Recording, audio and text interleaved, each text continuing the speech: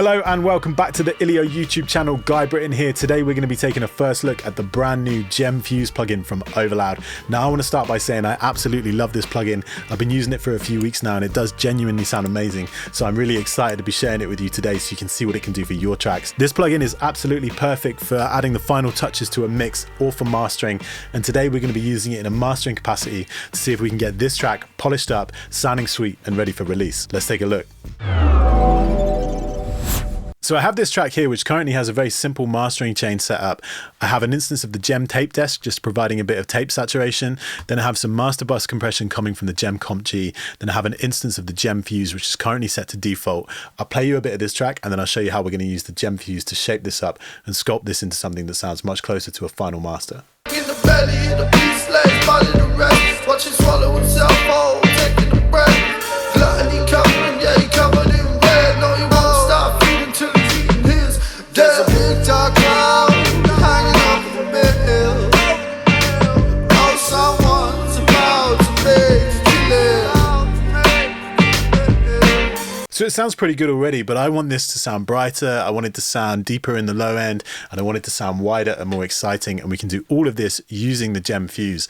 So what we're going to do is start over here at this in trim and high pass filter section. So basically this is controlling the input level plus this high pass filter here set to either 30 Hertz, 40 Hertz or 50 Hertz. And that's just going to roll off everything in the low end. But we also have this FAT switch, which basically engages like a bump in the low end to boost those low frequencies. When it's feeding time, you better bring the fight. Anything less, he'll eat you alive.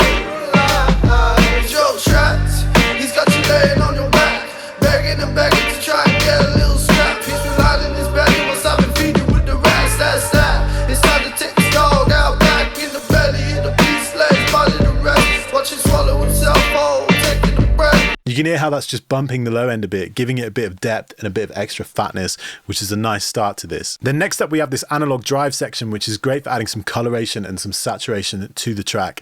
We have this drive control, which controls the amount of distortion that's being added. And then we have this density control, which controls which harmonics are being affected. So the lower this is down at the minimum setting, it starts to affect the even order harmonics, which is going to give us a nice round, quite subtle saturation sound. Whereas if we push this up, it's going to introduce odd order harmonics, which is then going to give us a more clipped, distorted sound. And getting the balance between these two controls right is going to be crucial to getting the right kind of distortion for the track. This track is quite crunchy already, so we want to enhance a bit of that flavor. Let's dial these in and see what we can do. When it's feeding time, you better bring the fight. Anything less, he'll eat you alive.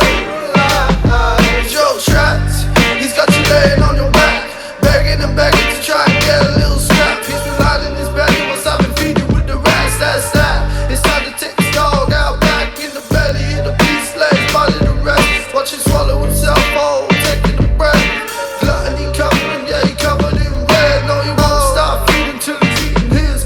There's a big dark cloud hanging over the mill.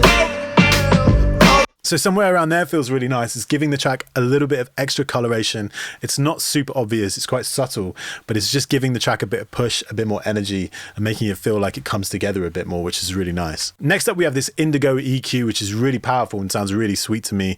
We have a low control here and a high control here. So we've got 30, 50, 70, and 90 Hertz in the low end. And then we've got 8, 12, 16, and 20K in the high end.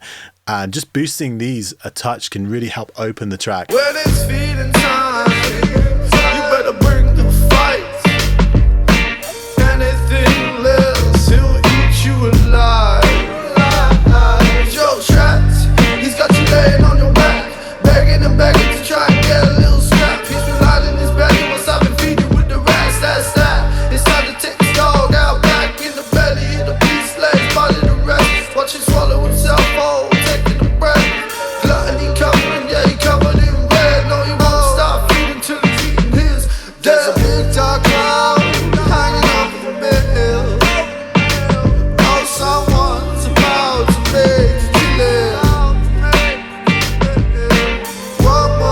I really like what that low boost is bringing to this track. It's not like over-inflating the low end to the point where it sounds bloated.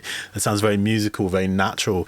Even though we're boosting like 5 dB at 50 hertz, it doesn't feel like it's totally blowing the track up. It sounds very natural and very round. Let's have a look at the high frequency controls and see how we can open up the top end now. When it's feeding time, you better bring the fight. Anything less, he'll eat you alive. Joe trapped, he's got you laying on your back, begging and begging to try and get a little scrap. He's been lying in his bed, he wants I've been feeding with the rats. That's that. It's time to take his dog out back in the belly of the beast, legs, body the rest. Watch him swallow himself whole, taking a breath. Gluttony covering, yeah, he covered in red. No, he won't stop feeding till he's eating his. There's a big dark cloud hanging over the mill. Oh, someone's about to make you live. Yeah, that sounds great. It opens up the track really nicely. And again, you can push that high control pretty hard. I was doing like 9 dB there and it's still sounding quite smooth. There's a point where maybe it's a little bit too much, but around about 6 dB at 16K really feels like it opens up the track, gives it some really nice shine. And again, it's not too harsh, it's not too brittle, sounds very natural. Next up, we have this HF smoother section. And what this is a high frequency smoother, which is basically a compressor that controls some of the harshness that's being introduced through the EQ. So if you're pushing it a little bit too hard, we've got some frequencies that are jumping out and they feel a bit unnatural, then we can use this to control any of those frequencies that are maybe jumping out and feeling that are a little bit harsh. So let's see what this can do. When it's feeding time, you better bring the fight. Anything less, he'll eat you alive. Joe trapped, he's got you laying on your back, begging and begging to try and get a little scrap. He's been lying in his bed, he wants I've been feeding with the rats. That's that. It's time to take his dog out back in the belly of the beast, legs, body the rest. Watch him swallow himself whole, taking a breath. Gluttony covering, yeah, he covered in red. No, he won't stop feeding till he's eating his. There's a big dark cloud hanging over the mill. Oh, someone's about to make you live. Yeah, that's nice. If you take a listen to the snare there, there's like a snare and a hi-hat coming in together, which sound a little bit harsh, unprocessed, but this is helping just to smooth that out and sit it back in the mix a little bit more, which feels very natural and helps the track sound a bit smoother consequently. When it's feeding time, you better bring the fight. Anything less, he'll eat you alive. Joe trapped, he's got you laying on your back, begging and begging to try and get a little scrap. He's been lying in his bed, he wants I've been feeding with the rats. That's that. It's time to take his dog out back in the belly of the beast, legs, body the rest. Watch him swallow himself whole, taking a breath. Gluttony covering, yeah, he covered in red. No, he won't stop feeding till he's eating his. There's a big dark cloud hanging over the mill. Oh, someone. Yeah, cool. That in conjunction with the high frequency boost is super powerful because it means we can push the general high shelf level with this Indigo EQ, but then we can control it with this high frequency smoother so that we're not pushing anything too far, or if anything's sounding too harsh, we can just use that to smooth it out. And that's really effective. I like what that's doing. It allows us to get more brightness and consequently get something which sounds bigger, but it doesn't sound harsh and it doesn't sound overly brittle. So then if we move down to this bottom section in this master section, there's some really cool controls down here. First up, we have this stereo mid-side switch, which if I engage this, you'll see it brings up now 2 different channels for this top section. And what this does is this gives us a mid control and a side control. So if we wanted to treat the sides of the mix differently, we can do this in mid-side mode. So for example, we could boost the brightness of the sides and then boost the brightness of the low end in the middle separately so that we're not getting a bunch of low end in the sides, or if we wanted the mix to sound wider, then we could boost that top end in those side channels and it would give the illusion that the mix is wider. I'm not going to play around with that for now. I'm going to keep it in stereo mode because I think it's already sounding good, but if I wanted to, we could get really creative with that and it gives us much more control and allows us to fine tune things much more if we need to. Then next up we have this stereo image section, and this is where this becomes really powerful for me, and this is where we can really start to make the mix sound big and wide. Starting from the right, we have this width control, And essentially what this does is this turns up the level of the sides of the mix. So if we crank this up, it's going to boost the sides of the mix, or we turn it down, it's going to lower the level of the side of the mix and make it sound narrower, or we make it sound wider. And this is really powerful to just give a little bit of subtle width to the track and make it sound much bigger. And then we have this shuffle and space control. And essentially what this is a control for the amount of low end that's in the side of the mix. So if I boost the space control up, it's going to boost everything at 220 hertz and below up in the sides of the mix. Or if I bring this down, it's going to cut everything that's at 220 hertz or below in the side of the mix. And we can change that frequency just by changing this control here. If I wanted to say cut everything below 100 hertz in the sides of the mix, I'd set it to somewhere around there, and then I just bring this down and it's going to bring down everything at 100 hertz and below in the side of the mix. But let's take a listen to this in action and you can see how powerful this is. When it's feeding time, you better bring the fight. Anything less, he'll eat you alive. Joe trapped, he's got you laying on your back, begging and begging to try and get a little scrap. He's been lying in his belly, what's I've been feeding with the rats, that's that. It's time to take his dog out back in the belly of the beast, let his body to rest. Watch him swallow himself whole, taking a breath. Gluttony covering, yeah, he covered in red. No, he won't stop feeding till he's eating his. There's a big dark cloud hanging over the mill. Oh, someone's about to make you live. One more down, you know the drill.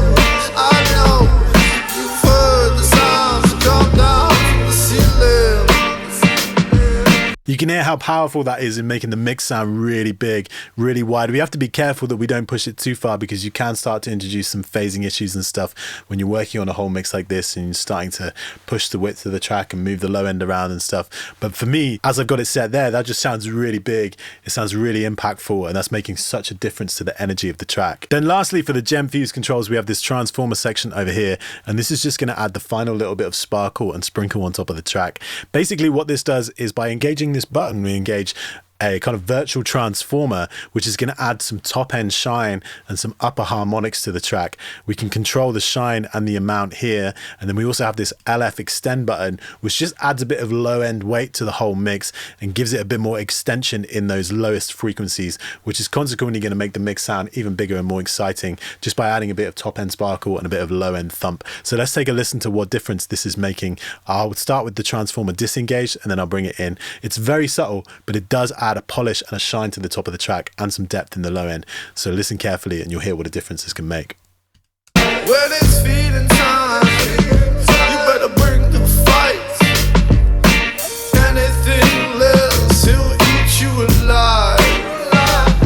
Joe trapped, he's got you laying on your back, begging and begging to try and get a little scrap. He's been lying in his belly, what's I've been feeding with the rats, that's that. It's time to take his dog out back in the belly of the beast, let his body to rest. Watch him swallow himself whole, taking a breath. You can hear it's really brightening the hi-hat up and adding some saturation to the top end of that hi-hat, which is giving the mix a bit more air and a kind of like grittier, exciter sort of feeling, which I really like. It's characterful. I'm going to try now dialing this back a bit with the mix control. When it's feeding time, you better bring the fight. Anything less, he'll eat you alive.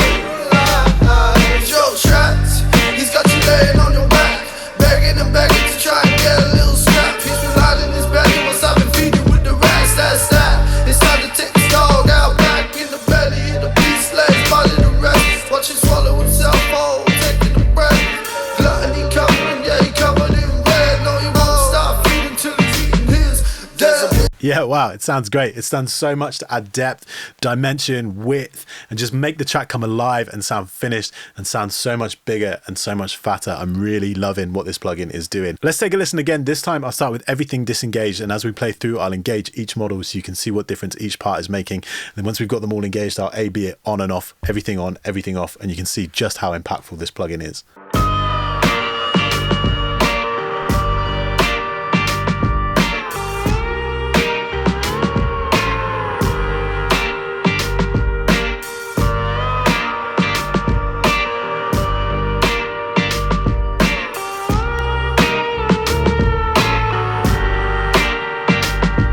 There's a big dark cloud hanging over the mill.